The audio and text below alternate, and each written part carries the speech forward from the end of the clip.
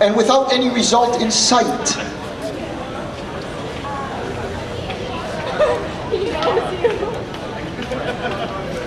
There's a couple of chapters in American-Israeli relationships, a relationship that go unnoticed. The first one is the USS Liberty. The United States had a vessel in the Mediterranean during the 1967 war, and the Israelis attacked that vessel.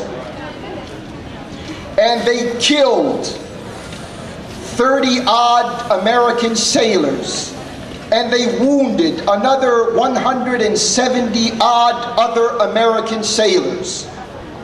And still, Israel has not been brought to account for that vicious and for that hostile act of war against the United States. There was never even a formal congressional, as is required by law, investigation against the Israeli government for doing this. President Johnson at the time threatened anyone who would go public with the facts. And still, from 1967 until now, almost 41 years, none dare point to the Israeli perpetrators of this act of war against the United States. No, they reverse the facts. They say Israel is the United States' best friend in the area. Yes, we're their best friends if we pay forth from time to time thousands of American lives for the security of that illegitimate occupation of the Holy Land. And then you have an American, a formal American, but to the core Israeli, who steals all the secrets of the United States government, or a good majority of them, and hands them over to the Israeli government. And now the Israelis want to spring him from detention.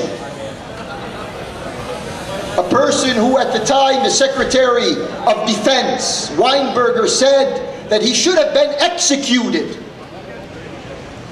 And now the Israeli government wants to spring this spy from the prison term that he has for life.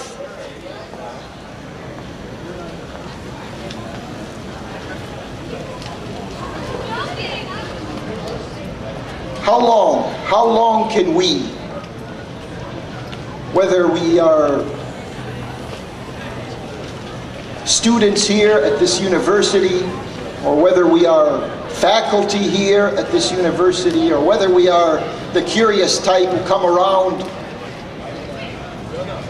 to listen to what is being said, how long are we going to take this type of the Israeli dog wagging the American tail? How long can this go on? It's not going to go on for very long. Because,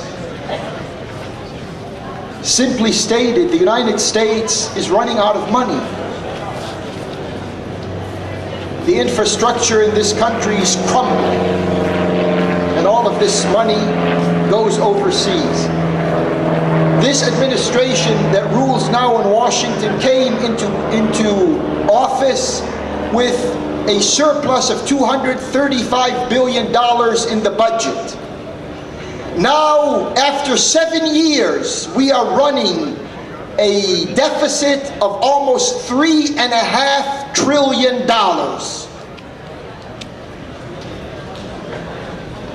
And when you come and try to trace this hemorrhage on the American economy, especially in the last 5 years, in this uncalled for war you find that the Israeli interest is lurking behind the scenes. And not only that, they're not satisfied with that. You'd think by now they should be satisfied with this. No, they want another war. Now the pro-Zionist Israeli crowd in the United States says the United States should go to war against Iran.